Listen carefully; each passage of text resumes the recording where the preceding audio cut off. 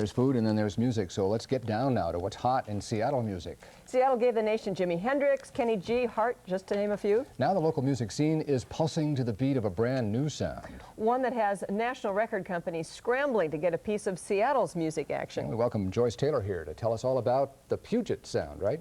Yes, the Puget sound. To track down this sound, I've gone into the taverns and nightclubs of Pioneer Square, rehearsal halls, recording studios, and record companies here in Seattle. They are all places putting out music for years. They have been for years, and they are now putting out a sound that's a little bit different, and that sound is putting names from the Northwest in the spotlight.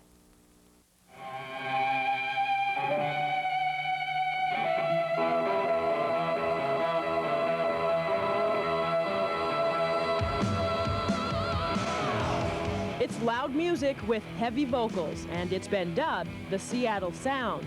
It's a cross between music from garage rock bands of the 60s and heavy metal of the early 80s. It speaks more from the street. Right. The language is more street level. They're trying to convey an urgency which is, you know, comes from the heart as opposed to something that comes from the wallet. You're gonna watch what you say for a long time. You're gonna suffer the bills forever. It's an untainted sound. That's all I would say about it. It's a sound reeking with the smell of money. Not since Capitol Records signed Hart back in 1984 has there been such a rush on local talent. 6 of the 7 major record labels have offices in Seattle, and they are all hoping to snap up what they hope will be the next big hit. Yeah, we've talked to them all, actually.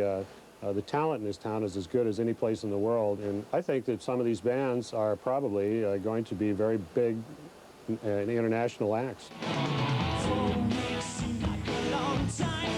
This is one of the hottest local groups, the Posies.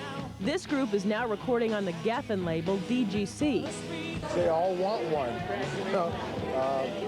If a label doesn't have a major act out of Seattle right now, they're not in the scene.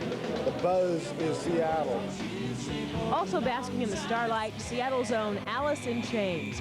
They were recently picked up by Columbia Records. And Soundgarden, a group that's been with the A&M label for 2 years now.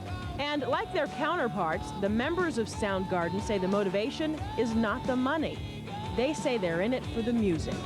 Most of the bands that started around the same time we did weren't tempted by any kind of success, because if you were a musician in Seattle, you didn't think in those terms. It was totally unrealistic to imagine that a record label would come up here and see your show and be sending you contracts. Well, it's happening, and it's happening fast. In fact, one musician said that bargaining with major record companies is like being in a bidding war.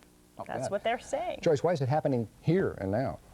That's the $50 million question, but one of the reasons, at least one manager told me, is that the weather is conducive to them working on their art. The weather's bad in the winter, so they stay inside and they write music and they record it. Yeah, That's what one that person makes sense. told me. Tomorrow night? Well, tomorrow night we're going to take into a recording studio, and we're going to talk to some local musicians, musicians from First Thought and also the Fastbacks, bands both of which could be the next big hit coming out of Seattle. Great. Okay, thanks, Joyce Taylor. Fascinating.